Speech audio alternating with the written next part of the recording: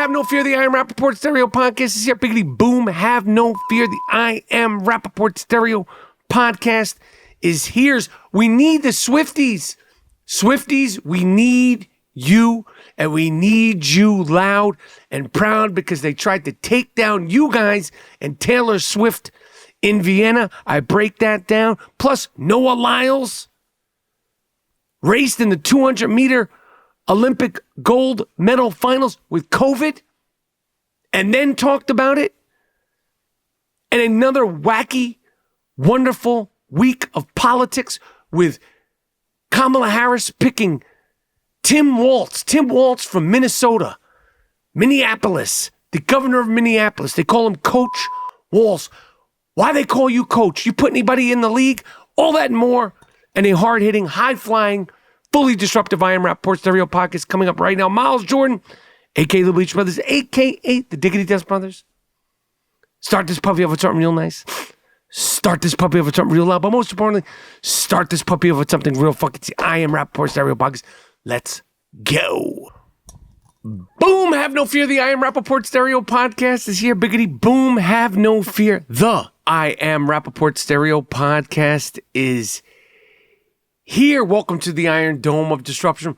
Welcome to the Ziggity Zone of Disruption. The name is Michael Rapaport, a.k.a. the Inflamed Ashkenazi, a.k.a. the Sultan of Sniff, a.k.a. the Disruptive Warrior, a.k.a. the Gringo Mandingo. Hope everybody's feeling real safe. Hope everybody's feeling real sane. Hope everybody is feeling really, really good as we head into the halfway mark. The halfway point of August is upon us. Enjoy it while you can. Summer Lovin had me a blast. Siggity, Summer Lovin happened so fast. I think those are the words of one of the great songs from the movie Grease. What a good movie, Grease, with late great Olivia Newton. Of course, John Travolta, fresh off of the heels of Saturday Night Fever. John Travolta did Saturday Night Fever. Well, he did Welcome Back, Kotter, Saturday Night Fever, Grease, and then Urban Cowboy. It was like boom, boom, boom. Blew up. The only place to go was down. And of course, John Travolta has had an incredible career. But Saturday Night Fever and Grease, man. And Urban Cowboy. Smash hits. Anyway, hope everybody's feeling real good. Hope everybody's feeling really, really safe. Hope everybody is feeling really sane. Welcome to the Iron Dome of Disruption. Welcome to the Diggity Dome of Disruption. Shout out to the people worldwide in France, obviously Spain, the Rap-A-Pack in Italy, the Israeli Rap-A-Pack. Shout out to the people in Australia, New Zealand. Of course, we have big fans in Greenland, Iceland, of course, United States, Canada, South America, and parts unknown. I Am Rapaport Stereo Podcast is listened to worldwide and in those parts that are unknown. We are almost at the actual 10-year anniversary of the I Am Rapaport Stereo Podcast, which is crazy. That is nuts. Can't stop, won't stop. Love doing the podcast. Love the disruptive lifestyle. Love disruptive behavior. And disruptive behavior, disruptive lifestyle is also part of a disruptive mentality.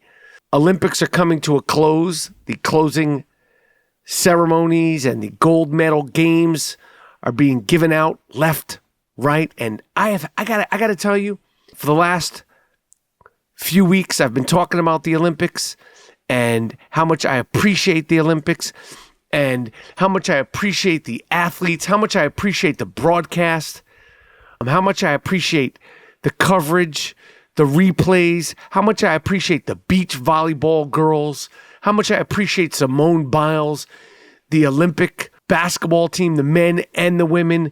I like aquatics. I like swimming. I like track and field. I was watching the heptathlon. The women were doing the heptathlon while the men were doing the decathlon.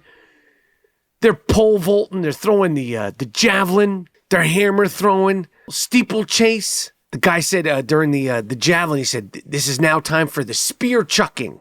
I was like, Did you just say that? I just really have enjoyed it, and it's just really been a really good way to not think about things and to take a break and to just enjoy the athletes and the true thrill of victory and the true agony of defeat. You know, like I said, I've talked about the volleyball. I love the beach volleyball.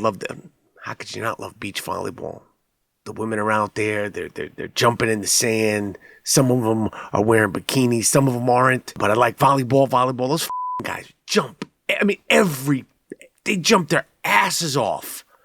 I would love to see the Olympic volleyball players do a dunk contest, because I know some of them could do some, I don't know if they could play ball, but I know some of those Olympic volleyball players across the country can do some crazy ass dunks, because these motherfuckers be jumping their asses off. But it's just been such a fun Olympics. You know, there's always controversy. There's always, you know, whining, crying, but it's just been a good time. Noah Lyles, do you want to be a star or do you not want to be a star? My wife, who of course is the co-host with me on Rapaport's Reality, the podcast that we do together every week, drops every Wednesday like clockwork, talking all things popular culture, all things reality TV, and a lot of things about our relationship. We have a fun time doing it. You should definitely check out Rapaport's Reality. You wanted me to talk all housewives. You wanted me to talk all popular culture. You wanted me to talk all gossip. And you get some funny about the comings and goings and what it's really like to be married to me, because it's not hard to be married to my wife. It's certainly an adventure, to say the least, to be married to me. Rapaport's Reality drops every Wednesdays, and of course you can hear it on iHeart or wherever you download, stream, and digest your podcast, Rapaport's Reality. But she was saying, when we were watching that Sprinter documentary on Netflix about Noah Lyles, she was like, this guy, I don't know about this guy. And I was kind of defending him after he won the 100 race. He was, you know, screaming and yelling. And like I said on the last podcast, I said, if I won the race, 100-meter race in record time, I'd be screaming and yelling too. Plus, you're a track and field athlete. You're not a baseball player. You're not a quarterback for the Kansas City Chiefs. You're not a basketball player. You're not even a hockey player. You're a track and field star. This is your time to shine and milk all the endorsements and notoriety you possibly can. And she was like, I don't know, there's something about him. Well, this guy came out in the 200-meter race. He lost, which is fine. You're not going to win every race, homie. Don't let this internet get the best of you. You're not going to win every race. But after the race, he was flopping all over the track. And then he admitted that a couple of days before the race, he tested positive for COVID. What the are you talking about? If you had won the 200-millimeter race, would you have said you tested positive for COVID? Like, I get it. It's the Olympics. You're not dropping out. But don't talk about COVID when you lose. And I'm pretty sure if you had won, you wouldn't have mentioned COVID, because people are like, yo, take your medal and get the out of here. But I think he played himself. It's hot. It's hot. The spotlight is hot. That gold medal spotlight is hot. You know, he's got the commercials and all that stuff, but hold your head. Hold your head. You win some, you lose some. You lost that one. You won the 100-meter. You lost the 200-meter. But don't mention that after you lose, because I really feel like if he had won the 100-meter race, I don't think he would have mentioned it. What do you guys think? You can always leave a comment. You could always DM me on all social platforms, and you could tell me what you think. Do you agree? Do you not agree? Do you love? Do you hate? Do you have a problem with what I'm saying? Do you think what I'm saying is the greatest thing since sliced bread? And of course, you could do that on all social media at Michael Rapaport. You can email me at I am Rapaport podcast at gmail.com. I am Rapaport podcast at gmail.com. And of course, you can watch and listen to all the episodes on YouTube. I don't know if you guys know that I have a YouTube channel. You can watch and listen to all the I Am Rapaport Stereo Podcast episodes on my YouTube page at Michael Rapaport. It's all Michael Rapaport, at Michael Rapaport. I'm easy to find. I think Noah Lyles played himself, and like I said, that spotlight it gets hot. Especially that gold medal, when those gold medal lights start shining on you, it gets hot to the touch. But it's been fun, and we are gearing up. NFL Hard Knocks has started. Fantasy football season is here. Duress. Mock drafting, of course, mock drafting. So we're duress mock drafting, and we are mock drafting, and we don't do the fantasy football to play games. We come to kick that ass real nice and real proper in fantasy football. This is a culture of winning with a culture of winners. Okay? I Am Rapaport Stereo Podcast, the I Am Rapaport Stereo Podcast, fantasy football think tank is a culture of winning and, of course, culture of winners. And unless you've been, under a rock, last season was brutal for me. Brutal in my money league. Of course, I lost in the finals to JD in the Stern Show Fantasy Football League. But this season it's right around the corner. Preseason has started. Hard Knocks has started. CD Lamb still hasn't gotten a new contract. We talked about to CD or to not CD. Do you go with Tyreek the Freak in the second pick? Because in my money league, I have the second pick. I'm assuming the person who's got the number one pick is most likely going to get the good Christian who he's so good on Sundays. As any good, fantastic Christian should be. Christian McCaffrey just kills it every single Sunday, and I love the good Christian. But I'm assuming this guy, although the first pick is a CD Lamb and a Dallas Cowboy faithful. Listen, you can't go wrong. If he does pick the good Christian McCaffrey in the first pick, again, I'm trying to figure out, do I CD or do I not CD? Because the freak is going to freak. Freak is going to freak. Tyreek, the freak, is always going to freak off. He freaks off more than Diddy at a Diddy party. But sometimes they put the screws to him. And they got a lot of weapons. They got Waddle, and they got Etienne, that running back. And sometimes they put the screws to the freak. So do I go with CD or not CD? I'm figuring it all out. And then, of course, the quarterback conundrum in fantasy football. I can't remember another season where the top tier quarterbacks in fantasy football are so far and few between. Yes, there's a bunch of great quarterbacks in regular football, but when talking about fantasy football, I had Jalen Hurts, who, he was hurting. He was hurting him. Please, Jalen, don't hurt him. He was like MC Hammer. Don't hurt him, Jalen. But then sometimes he kind of, and Jumbo Josh. I personally, I feel like my team, Rapaport's Delight, a.k.a. A History of Violence, a.k.a. Make It Stop. I feel like we went for a quarterback a little bit too early, but I have designs on stacking my roster with top wide receivers, value running backs,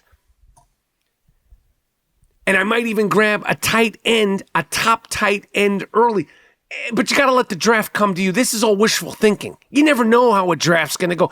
You never know what's going to happen in preseason. Stub a toe, hurt an elbow. You got to let that draft come to you.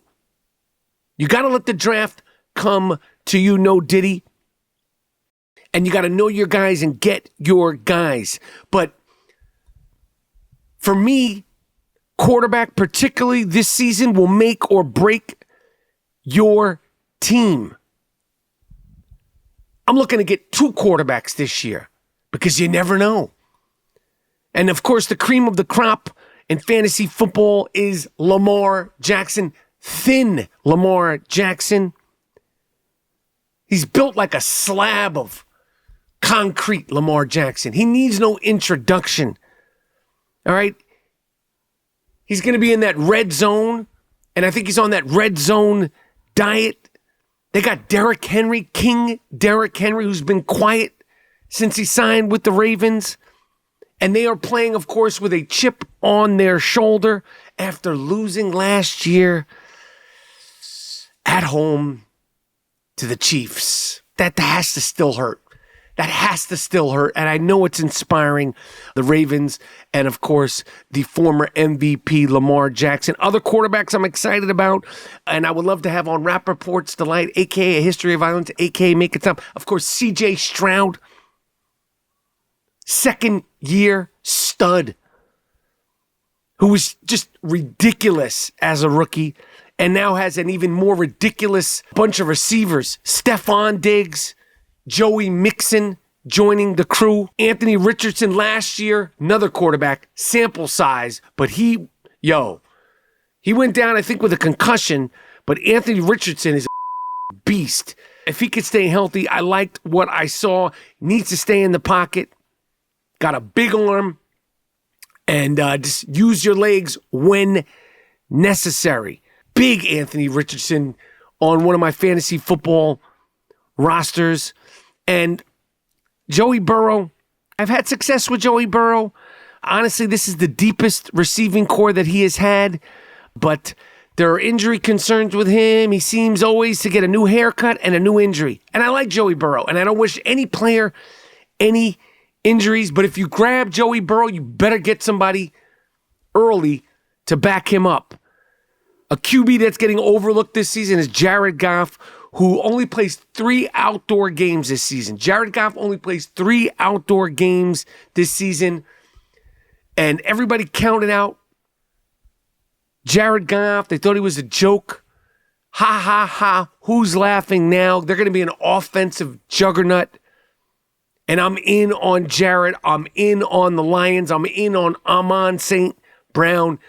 And the Lions are a fun team. They got grit. They got heart. They got something to prove. And the mayonnaise king of Tennessee, Will Levis, has so many new toys. That guy's a gamer. And he likes to chuck the ball around. He likes to sling that rock. He likes to sling that rock. His running backs can all catch out of the backfield. He's got veteran receivers, and he's going to be a problem. The mayonnaise king, Willie Levis out of Tennessee. And Patrick Mahomes, listen, he needs no introduction. This might be the year to grab him and grab him early. He's never had more speed. He's never had more talent. He's got that grit. He's got that championship medal. He's hungry. You fed him, and he still wants more. And I love you, Big Josh. I love you, Big Josh. But like I said, makes a lot of turnovers, lost some of his weapons, got a rookie wide receiver who's probably going to be his number one guy. He rushes for a lot of touchdowns, just like Jalen Hurts. But makes me nervous going for him early. He's great, but this is fantasy. There's no feelings and there's no facts in fantasy football. There's gut. There's a gut reaction. And I'm not putting my gut and my money on the line too early for Josh Allen, Jumbo Josh Allen. Dak Prescott, Kyler Murray, both are 2 quarterbacks who have had some, they've had weapons, but they've also had injury concerns. And like I said, to CD or not CD, Dallas Cowboys, Arizona Cardinals, outside of Lamb, Harrison Jr., McBride, and maybe Connor. And then, of course, the Jets. I'm looking to see if there's a little gas left in the tank for Aaron Rodgers, but this ain't the old Aaron Rodgers. Don't get crazy. He's coming off an injury despite his ayahuasca and his other kooky, wacky. All right? New York deserves a Super Bowl, but, I deserve a bag of money, okay? You don't get the Super Bowl just because somebody feels bad for you. Fantasy football, for me, is more about the honey than the money. But if you're about that money, And I know some of you are about that money. You know where to find a community of winners at CaptainPicks.com. CaptainPicks.com with the promo DINGO. DINGO. DINGO.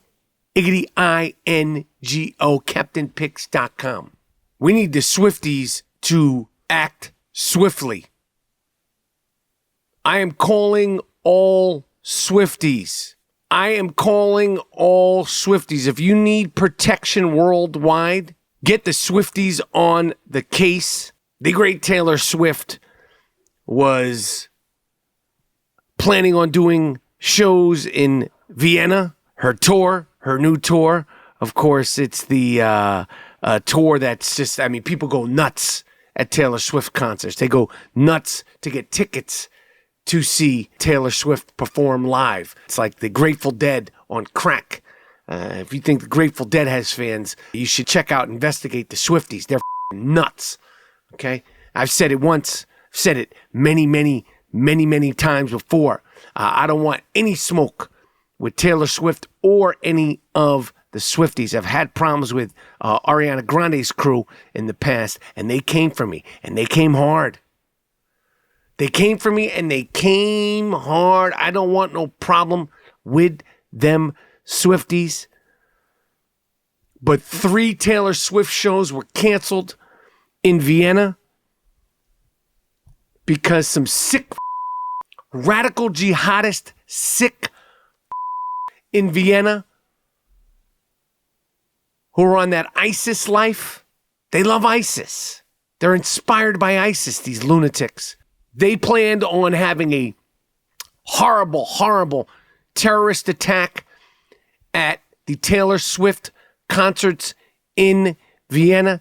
I don't care if it's Hamas, Hezbollah, ISIS, the Houthis. They're all the same. They're all the same. They all want death. They all want destruction for dumb reasons. Who cares? Who cares what your reasons are? Dumb. Caveman gorilla. They're all the same. Radical jihadist, sick ISIS, Houthis, these lunatics, the Iran radicals. They wanted to go into a Taylor Swift concert and let off chemicals and then start stabbing people. They were going to run a truck, into a Taylor Swift concert and start stabbing people. Now, what I want is the Swifties to stand up against terrorism. I am calling for the Swifties. You stood up against every single thing. They tried to take you guys down and take down Taylor Swift. And fortunately, these sick were caught before it happened. The Swifties need to stand up and stand up against terrorism, because that's scary. That's scary, these sick lunatics. Thank God that didn't happen. And like I said, I don't care if they're ISIS, Hamas, Houthis. They're all the same. They're all dumb, sick lunatics. And they need to be stopped. And the Swifties need to stand up and make a statement against terrorism. And Taylor Swift, you should do the same thing. But let's not forget the aforementioned Ariana Grande. People were killed at a concert for her with a terrorist attack. And everybody just, wants to compartmentalize these terrorists. Well, if it's this group and it's against these people, the Jews, maybe they had a reason to do it. Terror is terror is terror. And of course, this week, because Israel's they've been plucking them down one by one. They got that Ishmael Haniyeh last week. Got him real nice and real proper. They got him real nice and real proper. He's running for almost 30 years. And it was an inside job, the Mossad. They unlived that. This scumbag, thief, killer, Ponzi scheming, money thieving, adulterer. This fucking guy's cheating on all of his wives. 7 or 8 wives. You got 7 or 8 wives. That's not enough for you, you sick But they took him out real nice and real proper. And of course, they got that other guy deaf. So now Hamas is left with Yuck Yuck Sinwar. I call him Yuck Yuck Sinwar. Some people call him Yaya. I call him Yuck Yuck because look at his teeth. Look at Yuck Yuck's teeth. They look like shit. Pig-eared evil, pig-eared you, Yuck Yuck Sinwar. You're never going to see the sun again, Yuck Yuck. You're never going to see the sun again. I don't know if you got your family tucked away in those tunnels. You're never going to see your family. You're never going to see 7, 8, or 9 of the wives you have, your mistresses, because we're going to get you too. We got that other in Iran, and we're going to get you too. But Yuck Yuck Sinwar, because we've plucked them all out. We've got them all. He's now the president. He's now the big shot caller for Hamas. And I'm just like, it's been 10 months. 10 months since October 7th. 10 months since this craziness. And I think about what it's done to me, and what it's done to me is nothing compared to what it's done to the victims and the terror. And you have Iran looming. You got the Houthis of Lebanon looming. All because you want to eradicate Israel. Because you never, ever wanted Israel to exist, period. Not because Israel done did anything. You didn't want Israel to exist from Jump Street. And that's why you celebrated like you won an Olympic gold medal. Of course, you'll never win an Olympic gold medal. Any radical terrorist, you'll never win an Olympic gold medal. But you celebrated like you won an Olympic gold medal on October 7th. You celebrated like it was the best thing of your life because it was the best thing, the best time of your life. Because the one and only thing you've ever wanted was the end, the death, the destruction, the pillaging, the rape, the burning alive of anyone in Israel. Even the Muslims in Israel. You shot and killed men, women, children, and dogs. You killed dogs. Where's PETA? It's on videotape. Where the is PETA to stand up? I need PETA and I need the Swifties to stand up and make a statement against terrorism. What more do they have to do to prove that they're the bottom of the bottom? But it is heating up.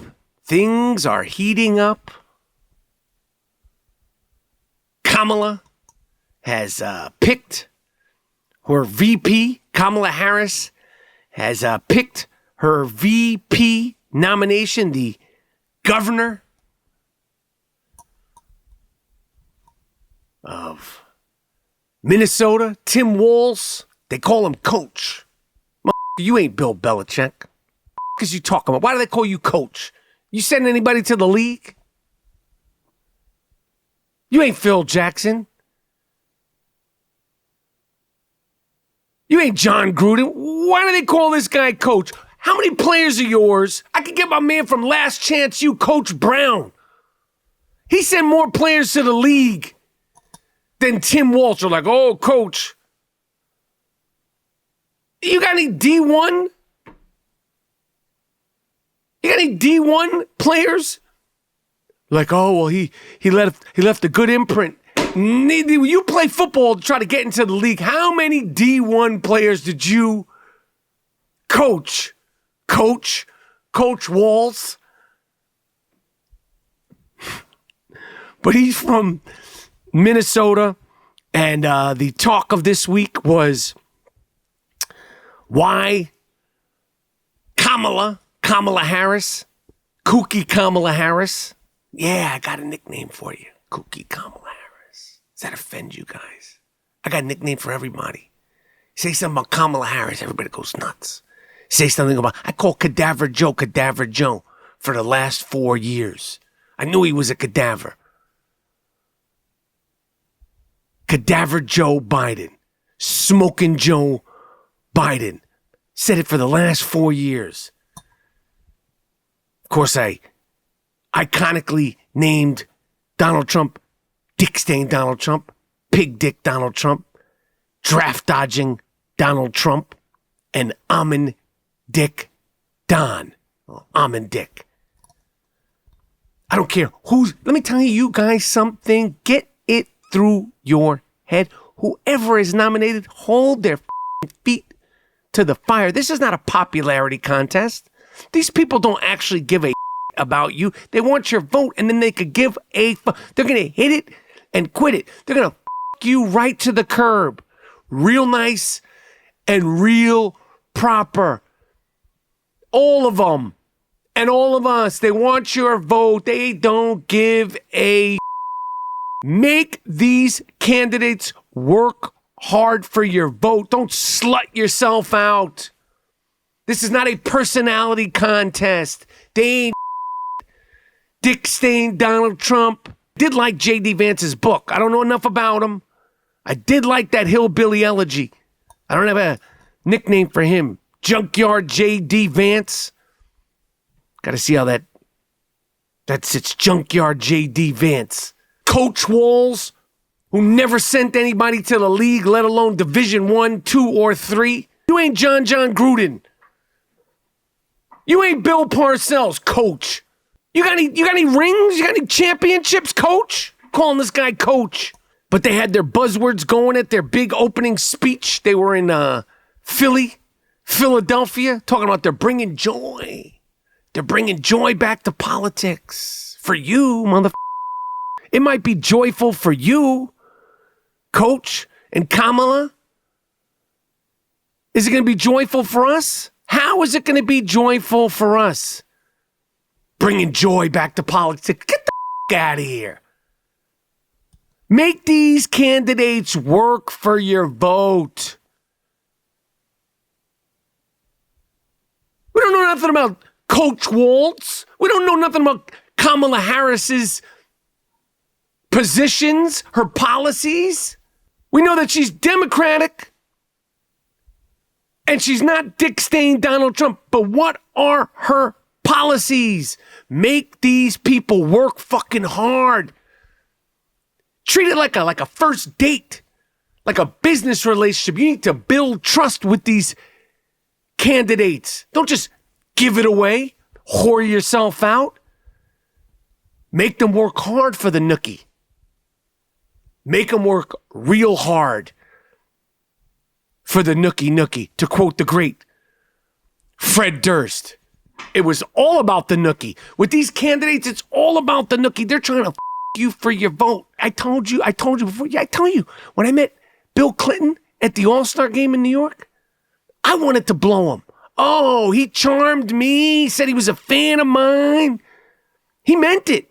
He had just watched Justified. Of course, I was in season 5. I think it was season 5 of Justified. I was great in that show. And I was with great actors across the board. Walt Goggins, Timothy Oliphant, all the guest stars. Great show, great actors, great writing. Dollar Bill Clinton, he came over to me at the All-Star game. He said, I'm a fan of yours. This wasn't even Dollar Bill in his prime. This wasn't even Blowjob Bill. This is vegan Bill. This is when he was on that vegetarian shit. He was a little thin. Put his arm on my shoulder, told me how big of a fan he was. I wanted to take him into the Oval Office and blow him myself. That's right. Do not be fooled by the rocks that they got. These politicians are professional charmers. I don't care if they're the top of the top or the bottom of the bottom. That's what they do. They do this shit. They're like movie stars. There's the A list, and then there's like the B list. But they all got that twinkle. They all got that je ne sais quoi. But the big discussion this week, I never heard of this guy really in my life, to be honest. Josh Shapiro, the governor of Pennsylvania, Jewish. People were saying he unjewed himself. He unjewed himself to try to get plucked.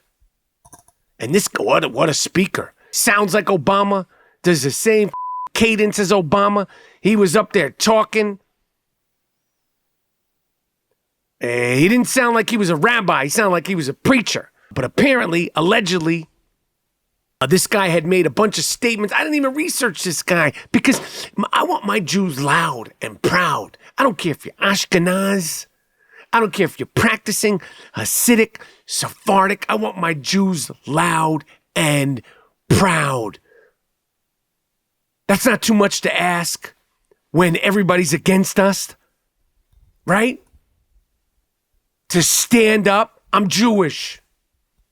I'm proud Jewish. You believe in a two-state solution? That's on you. But you're Jewish. Josh Shapiro was up there wiggle dicking. And he said, just like Obama, he sounds like Obama. He said, don't tell me I am proud of my faith. I am proud of my faith. He looked in the camera to tell us he was proud of his faith. He said that with a stern look and a finger pointed and his chest out, but he didn't say what his faith is. You're so proud of your faith, Josh Shapiro. You didn't even mention what it is. What's your faith? Wow, this is the first time you're speaking in front of the world. I'm proud of my Jewish faith. You say that. You don't un-Jew yourself. They're saying he's the great white Jew. He could be next up to run for president. We'll see. We will see. 4 years from now seems like 40 years from now. But it was a crazy week. Crazy time. And we're just getting started, folks. It was a crazy week, and we are just getting started. Wait till that Democratic National Convention. Wait till football season starts. Wait till the election, and wait till the NBA football season, Major League Baseball are all cooking. Things are just going to get wackier, and I hope you stay safe. I hope you stay sane, and I hope you stay fully disruptive. I mean, fully disrupted. And I hope you tell a friend to tell a friend about the world's best, the world's most disruptive podcast, me, and the I Am Rapaport Stereo Podcast. Miles, Jordan, a.k.a. the Bleach Brothers. Iggy, a.k.a. the Dust Brothers. Take me at it with something real nice. Take me out of here with something real loud, but most importantly, end this puppy with something real funky. I Am Rapaport Stereo Podcast. I'm out!